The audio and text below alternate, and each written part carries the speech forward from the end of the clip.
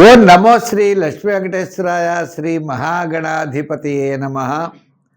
గురవే సర్వలోకానాం భిషజే భవరోగిణాం నిధియే సర్వ విద్యానాం దక్షిణామూర్తయే నమః. ప్రేక్షకుల నమస్కారాలు తెలియజేస్తూ మనం ఈ వారం రాశి ఫలాలు తెలుసుకుందాం.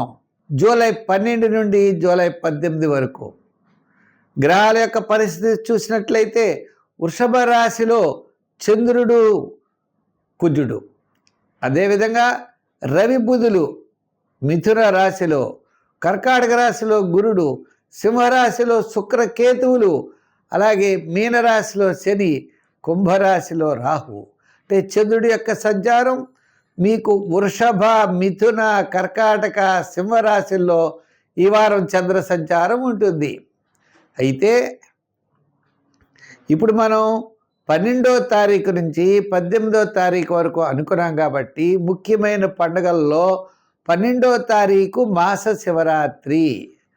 ఆ రోజు తప్పనిసరిగా పగలు ఉపవాసం చేసి సాయంకాలం వేళ మరి శివ దర్శనం చేసుకుని నక్షత్రాన్ని చూసి భోజనం చేసి పగలల్లా కూడా ఉపవాసం చేయడం, శివ దర్శనం, శివాభిషేకం చాలా విశేషమైన ఫలితాన్ని ఇస్తాయి.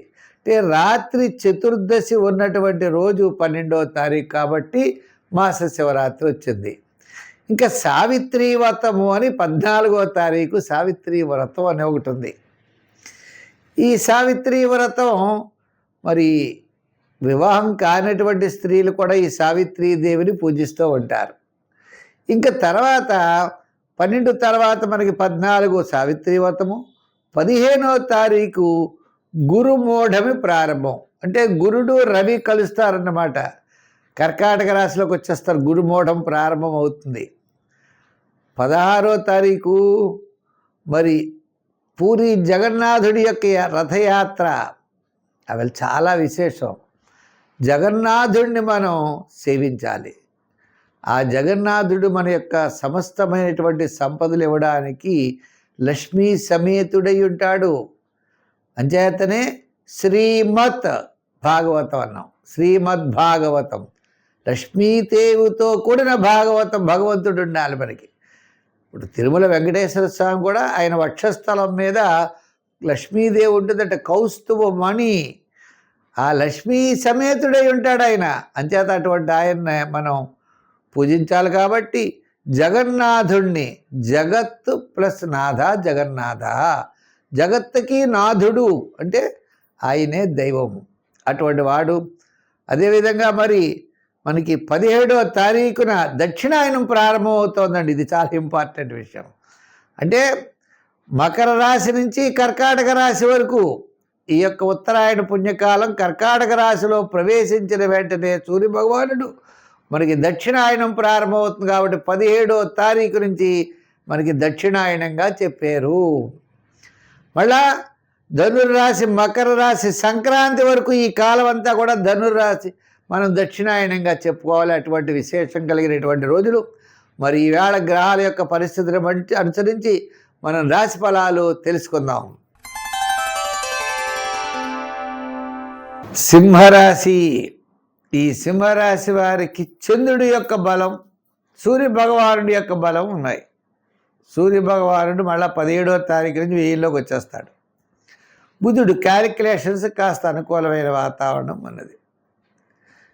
మిగిలిన గ్రహాల యొక్క పెద్ద బలాలు ఏమీ లేవు. ఎంచేతంటే గురుడు 1000లో ఉన్నాడు, శని అష్టమంలో ఉన్నాడు. మిగిలిన గ్రహాలన్నీ కూడా మిశ్రమైనటువంటి ఫలితాలు కనపడుతున్నాయి. ప్రవాహానికి ఎదురు ఈదేటట్లుగా ఉన్నాయి చెప్పాలంటే. ఒక్క చంద్రుడి యొక్క బలం మాత్రం అనుకూలంగా. చంద్రుడు వార ప్రారంభంలో అనుకూలం, వారాంతం అనుకూలం, వారం మధ్యలో అకాల భోజనము, శ్రమ, చిన్న చిన్న స్వల్పమైన సమస్యలు ఉండవచ్చు. అంచేత ఏదైనప్పటికీ కూడా నిదానంగా ముందుకు స్టెప్స్ వేయడం చాలా మంచిది. ప్రతి పని కూడా శ్రమ ఎక్కువ అవుతుంది, ఆలస్యం అవుతుంది. నిదానంగా ఉండాలి. విద్యార్థులకి కష్టంగా ఉంటుంది. రాజకీయ నాయకులకు అవకాశాలు ఉండవు. వృత్తుల వారికి కాస్త ఆర్థికపరమైన డెవలప్మెంట్స్, సర్దుబాట్లు ఉంటాయి.